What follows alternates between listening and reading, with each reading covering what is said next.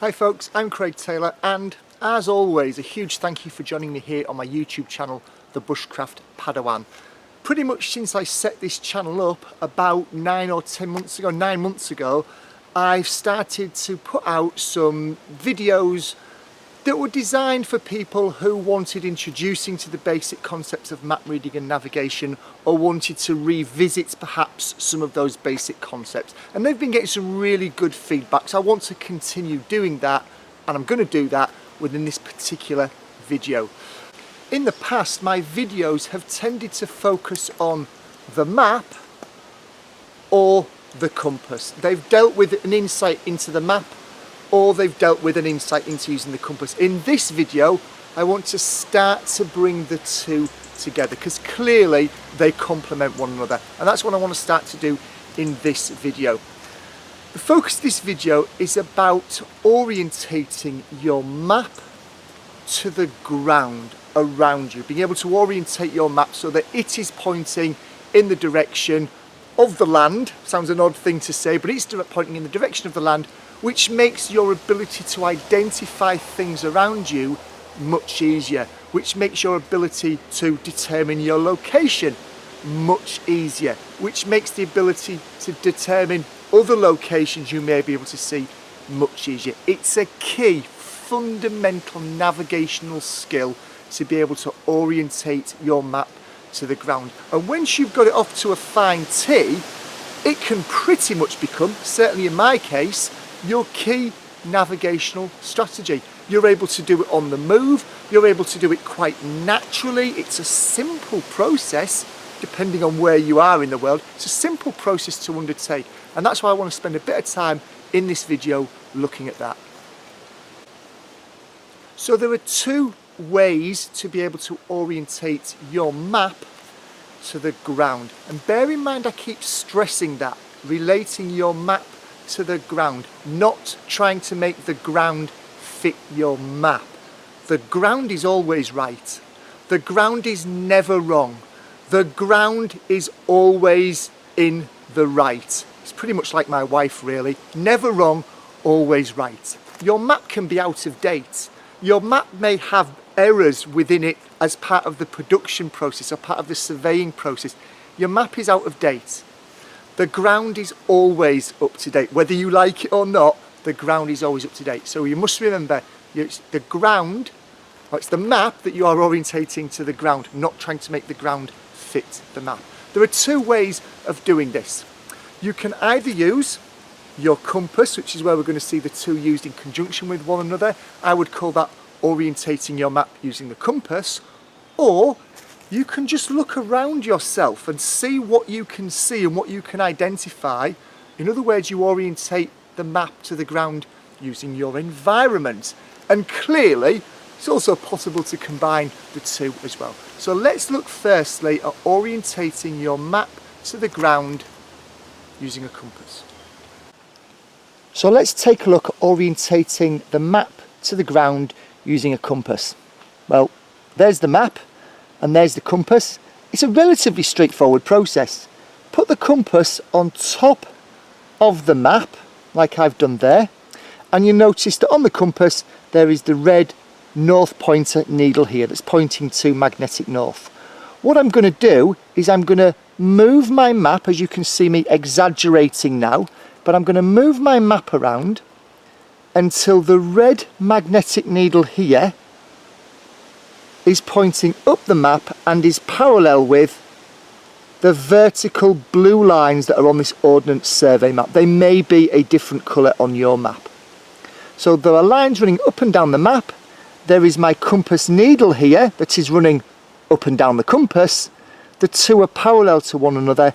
I can now say that my map is orientated to magnetic north, therefore it's pretty much orientated to the ground. If I want to make this even more accurate, I can actually take the straight edge of my compass and I can lay it on one of those vertical lines, as I've done here. There's the blue vertical line, there's the edge of the compass. They're touching one another, they're parallel.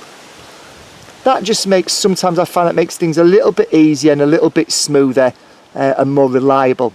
My map is now orientated to the ground. There is a consideration to take into account with this, and that is that depending on where you are in the world, how old your map is, and a few other factors, you may need to adjust your compass needle or your compass housing to take into account grid magnetic angle or magnetic declination. I'll be perfectly honest, I've been navigating since about 1990, and I think there are probably less than 5 occasions where I've ever had to take into account magnetic declination when orientating the map to ground. It's very important to do it in other circumstances. I've personally found that the magnetic declination has never been so far off that it would make that much of a difference to the map. In terms of being able to orientate it to the ground, close enough is usually good enough. You don't always need to take that extra step, but it may be different in your case. So let's have a look at this second method of orientating map to ground, which would be using the actual environment itself. So now we've looked at orientating the map to the ground using a compass. Let's go on to that second aspect that I mentioned, being able to use the environment itself.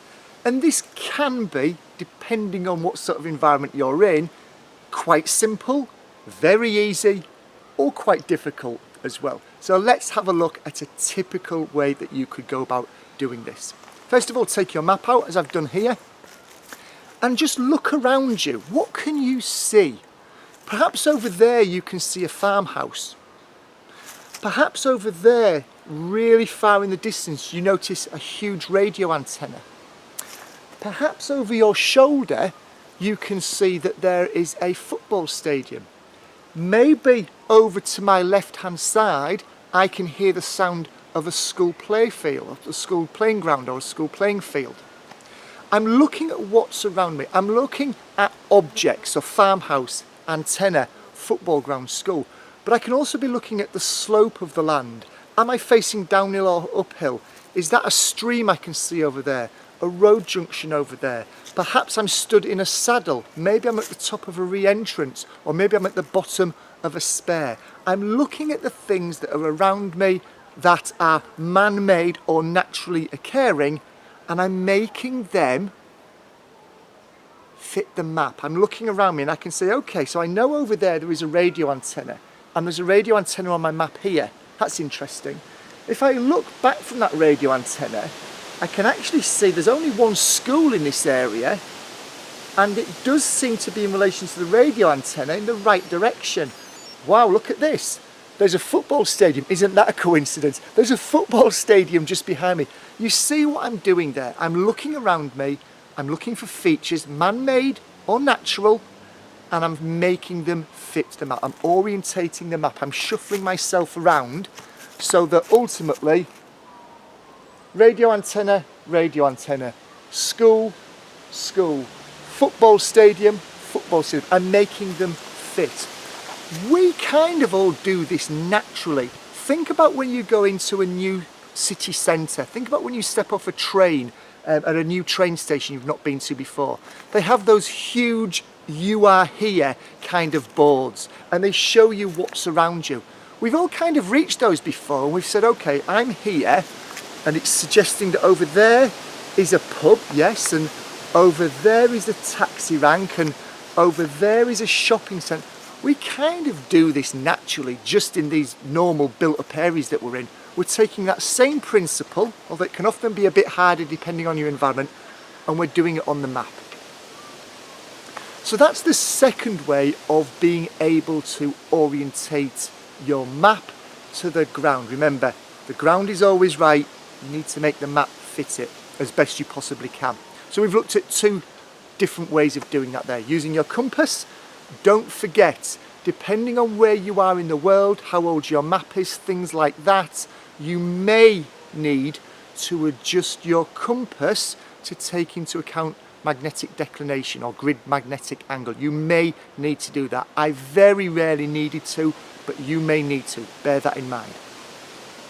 Hopefully you found this video useful, hopefully you found it interesting. Maybe it's introduced you to something that you'd never thought of or considered before. Maybe it's brushed off a few cobwebs of some of the basics if you've done this kind of thing before. If it's had a positive impact on you, please do give it a thumbs up. It really, really helps if you can do that. If you've got any questions that you want to ask, if you have an alternative way of position finding, if you've got any variations on what I do there, please do drop them into the comments below. And as always, if you're not yet a subscriber, big thanks to those people that are, please do think about clicking that subscribe button. It's in this corner of the screen here, and becoming a subscriber. And over here on this side of the screen, there is a playlist of all of the navigation videos that I've made to date. I hope you enjoy watching them or re-watching them, and I'll catch you in my next video. Take care.